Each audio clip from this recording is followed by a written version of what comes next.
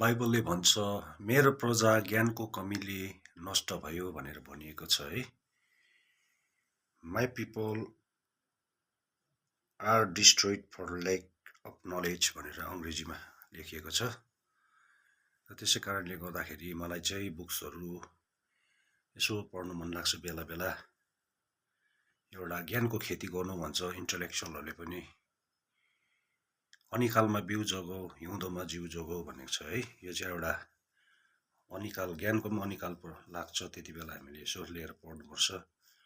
कतिवटा यहाँनिर धेरै प्रकारको बुक्सहरू मैले अलिअलि भए कलेक्सन गरेर राखेको छु है, तपाईँहरूले पनि पढ्नुहोस्।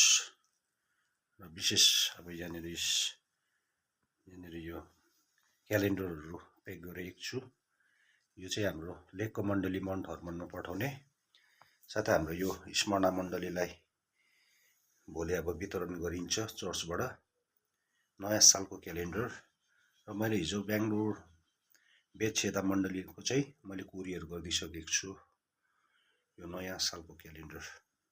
एक प्रकारको योपालि राम्रो रहेछ, मोटो काठहरू पनि आएको छ, यो अङ्ग्रेजीमा पनि छ मोटो काठ, नेपालीमा पनि छ। यो चाहिँ मेरो सानो बुक्सहरूको कलेक्सन।